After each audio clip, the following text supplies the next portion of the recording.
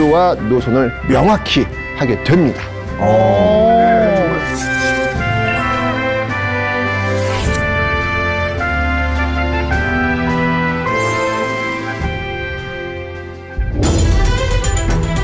정치 생명을 위협한 사건이 있었습니다.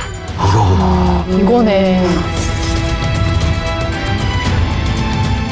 국회를 뒤흔드는 아주 중요한 이슈로 떠오르게 됩니다. 반전의 반전이네요. 자, 오늘 주제는요. 국회 정치 공작으로 얼룩지다. 신익희 용공음해 사건입니다. 뉴델리 밀회 조작 사건이라고도 하는데요. 자, 우선 이 신익희가 누구인지 한번 알고 가야 될 텐데요. 자, 이렇게 신익희는요, 이승만과 손을 잡고 남한 단독 정부 수립에 참여했는데요.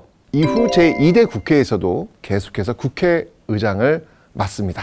자, 그런데요, 정부 수립 후에 시간이 좀 흘러가면서 다시 이승만과 대립하게 됩니다.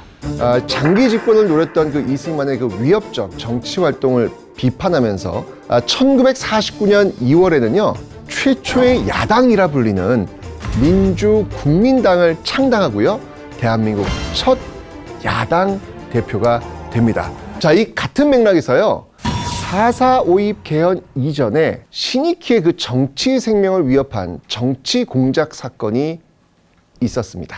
자, 이제 드디어 나오는데요. 자, 바로 이게 뉴델리 밀회 조작 사건이라고도 불리는 신익희 용공음해 사건입니다. 용공은 무슨 뜻이죠? 용공은 공산주의 사상이나 공산주의자의 활동을 좀 받아들이는 걸 의미하거든요. 근데 국회의장인 신익희를 어떻게 용공으로 몰아갈 수가 있어요, 근데? 자, 1954년 10월 발표된 어떤 성명서 때문이었는데요. 자, 성명서의 내용 한번 보도록 하겠습니다. 신익희가 6.25 전쟁 당시 납북당한 후 북한에서 활동하던 조소왕을 비밀리에 만나 비공산주의와 비자본주의를 추구하는 제3세력을 모아 남북협상을 추진하기로 했다. 이 사진은 1953년 6월 신익희는 영국 여왕 엘리자베트 2세의 대관식에 참석을 합니다. 이 사진은 출국하기 전 촬영한 기념사진이에요.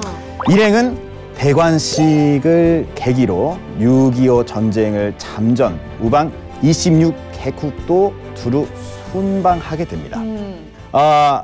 창장 4개월에 걸쳐 각 나라를 방문하고 친선을 도모했는데요. 바로 이 해외 순방이 신익희가 용공으로 몰린 그 결정적 계기가 됐습니다.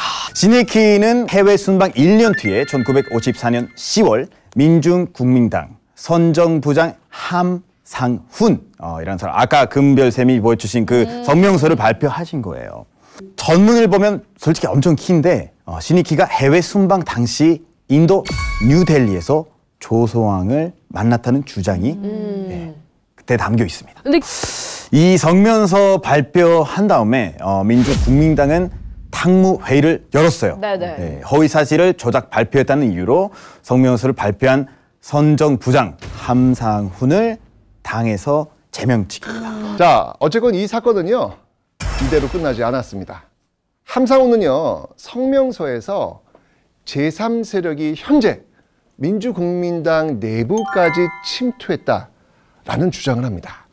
제명 이후에도요, 같은 주장을 계속 반복합니다. 심지어는요, 이 신익희가 귀국 이후에도 난파된 조소왕의 특사를 만났다, 이렇게 주장을 하죠. 결국 이 문제는요, 민주국민당 그 야당 내부 문제를 넘어서 국회를 뒤흔드는 아주 중요한 이슈로 떠오르게 됩니다. 왜일까요? 지금 이게 사실이라면 신익희는 뭐예요? 문제가 되는 거지. 그치. 북한과 내통한 거니까. 신익희는 간첩이 되는 거예요. 지금 간첩이. 이거 엄청나게 큰 사건이 되는 거예요. 게다가 신익희가 지금 이 야당을 지금 이끌고 있는데, 맞아요. 야당을 이끌고 있는 사람이 간첩이었대. 간첩이야. 이거는 정치 생명, 아니 사회 생명 끊어놓겠다는 거나 마찬가지. 엄청난 소리 돌고 있는 거예요, 지금요. 자, 함상훈이 성명서를 발표하고요, 당에서 제명된 이틀 뒤인 1954년 10월 29일. 자, 이 자유당 의원 김종신은요, 국회 본회의에서 뉴델리 밀담설의 진상을 규명해야 한다라고 하면서 긴급 동의를 제의합니다. 10월 30일 본회의에 내무부 장관과 법무부 장관마저 출석시켜가지고 이 진상에 대해 증언을 청취하자고 의견이 모아집니다. 국회에서까지 이 문제를 말씀하게 되었다는 데 대해서 우선 퍽 미안하고 유감스럽게 생각합니다. 조소왕하고는 1948년 우리나라에 처음으로 총선거가 시작될 때 단독 선거는 반대를 하느니 남북 협상을 해야 하느니 되지도 않은 계획과 의견을 가지고 돌 때 한 차례뿐만 아니라 여러 차례 난무라고 다툰 것이 역상이 알려진 사실입니다. 조소왕을 생각해 본 일도 없고 꿈꾸어 본 일도 없고 만나본 일은 더군다나 없고. 장관들은 뭐라고 했나요? 장관들. 자, 그러니까 이 두 장관은요, 사전 정보를 입수한 바가 전혀 없고 내무부 장관의 경우 성명서가 나온 이후에야 함상훈 본인을 신문하려 했는데 어디 있는지 알 수 없어서 지금 찾는 중이다. 이렇게 이야기. 자, 일단 지금 신익희, 그다음에 두 장관 다 지금 뭔가 잡을 게 없는 거라. 그러니까 다음에는 그러면 함상훈 본인의 증언을 들어보자라는 의견을 냅니다. 자, 그래서 국회는요, 이 내무부 장관에게 함상훈 참석 가능합니까? 라고 질문을 합니다. 근데 이때 답변. 아까 분명히 어딘지 모른다. 네. 라고 얘기했죠? 근데 답변이 좀 무효합니다. 내가 소재 불명이라고 한 건 그때 당시고 지금은 모르겠다. 이게 무슨 말이야? 이게 지금 무슨 말이야? 자, 결국 11월 5일 함상훈 국회에 출두합니다. 김동성 그리고 신익희가 국회에 나오게 되죠. 함상훈은요, 중국 특수기관에서 활동했고 중국과 북한 사정 잘 아는 인사로부터 신익희가 조소왕을 만났다라는 그 이야기 전해들었다. 이렇게 증언을 합니다. 회의 결과는 딱 한 단어로 표현이 되겠습니다. 보시죠. 흐지부지. 표결 결과 이 사법부로 해당 내용이 넘어가게 되는데요. 결국 사건은 이런저런 추측만 남기고 말 그대로 흐지부지 되어버렸습니다. 자, 오늘 이야기를 나누면서 어떤 생각이 드셨습니까? 역사의 중요한 변화 속에는 여러 사건의 원인과 결과가 촘촘하게 얽혀 있습니다.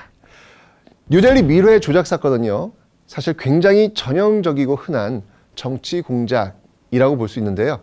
여러분이 이 사건과 그 여파를 잘 기억하셔서 언젠가 비슷한 현실이 닥쳐왔을 때 진실을 제대로 따져볼 수 있는 그런 시선을 가져보시길 바랍니다.